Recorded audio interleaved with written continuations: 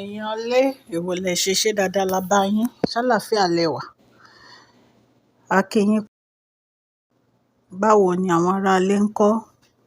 Ẹ kú sinmi èní o. Gist tá a gbọ́, èyí tún lágbára o. Wọ́n ní pé ẹ mọ̀ pé kábíyèsí fáyà àwọn domestic staff kan. Wọ́n ní wọ́n rí àwọn domestic staff yìí tí wọ́n jáde nínú apartment sí Mariam. Wọ́n ní wọ́n ní bó ṣe fáyà wọn nìyẹn. Wọ́n ní Dr. Elizabeth ní àìmọye ìgbà ló ti máa ń rí wọn tó máa ń wọ yàrá Mariam lọ́gànjọ́. A ti sọ gist yìí lọ́gànjọ́ òru nígbà tí gbogbo palace bá ti dá. Nǹkan tó tiẹ̀ wá ṣẹlẹ̀ tó tiẹ̀ wá yà wá lẹ́nu ni pé a gbọ́ ni o, allegedly o, wọ́n ní wọ́n rí charm nínú chamber kábíyèsí pé èèyàn kan drop jùjú oògùn sínú ibẹ̀ tí wọ́n fi aṣọ pupa tán fi wé nǹkan yẹn. Bá a ṣe gbọ́ ni o. Ẹ mọ̀ pé mi ò bá kábíyèsí gbé palace o, bọ̀ any gist tá a bá ti gbọ́ a máa wá ń sọ fún yín.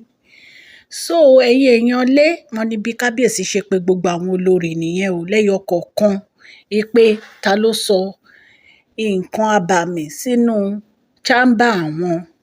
Wọ́n láwọn olórí ò confess o. Wọ́n ní bí kábíyèsí ṣe fà wọ́n lé ọlọ́pàá lọ́wọ́ nìyẹn, pé nígbà tí wọ́n bá bẹ̀rẹ̀ sí interrogate wọn, wọ́n á jẹ́wọ́. Ṣùgbọ́n to our knowledge o, allegedly wọ́n ní Mariam bá confess o wípé òun ló ń sọ síbẹ̀ o, nítorí pé òun rí ọkùnrin tó máa ń yọ sí òun pẹ̀lú ẹgba tó máa ń fẹ́ nù tóun bá ti fẹ́ sùn. Wípé òun dẹ̀ ti bá kábíyèsí sọ ọ̀rọ̀ yìí ní àìmọye ìgbà pé ṣùgbọ́n kábíyèsí ò ṣe nǹkan kan pa ẹ̀. Wípé torí ẹ̀ ló ń fi bínú jáde lọ́jọ́ palace tí òun mú àwọn maid òun, few maid òun tó mú wọn lọ. Wípé kábíyèsí ò gbé ìgbésẹ̀ kankan lórí ẹ̀. Wípé all the time tó bá ti fẹ́ sùn ló máa ń rí ọkùnrin abàmì yìí tó máa ń yọ sí òun. Bí a ṣe ń sọ lọ o, wọ́n ní nǹkan tí Mariam tó ń dá lára nìyẹn o. Wípé ṣe ni ó nígbà tí kábíyèsí ò dá sí òun, ìtorí ẹ̀ ló ń fi sọ oògùn yẹn sínú chamber kábíyèsí lórí pé kí ni, lórí pé òun rí èèyàn tó ń yọ kò mọ̀ sí ẹ. Chamber kábíyèsí ló wá lọ sọ sí. Ókè, ta ló wọbẹ̀? Torí wọ́n ti ní kẹ́ ẹ má wọbẹ̀ mọ́. Àwọn ta ló rán níṣẹ́ yẹn? Kábíyèsí investigation tẹ máa ṣe pọ̀ o.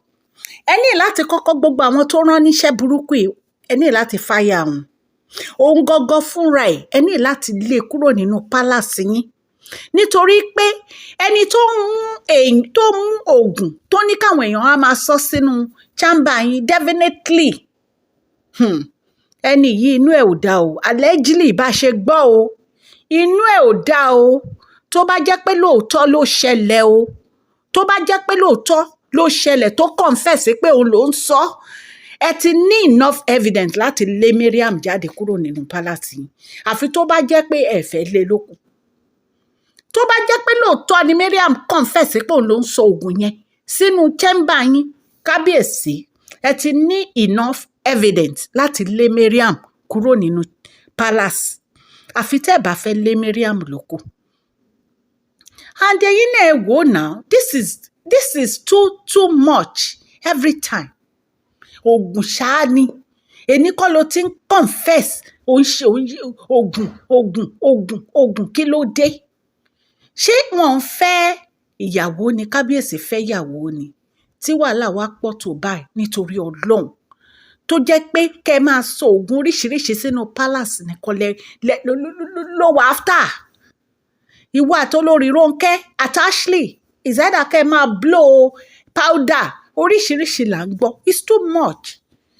Kábíyèsí ẹ ní láti wá nǹkan ṣe sí ọ̀rọ̀ yìí o, because èyí lágbára. Gist tá a gbọ́ ní ẹni èèyàn, àfi kí Ọlọ́run kó kó kábíyèsí kó kó wọn yọ. Àfi k'Ọlọ́run kó wọn yọ lọ́wọ́ Mariam o. Nǹkan tá a gbọ́ nìyẹn.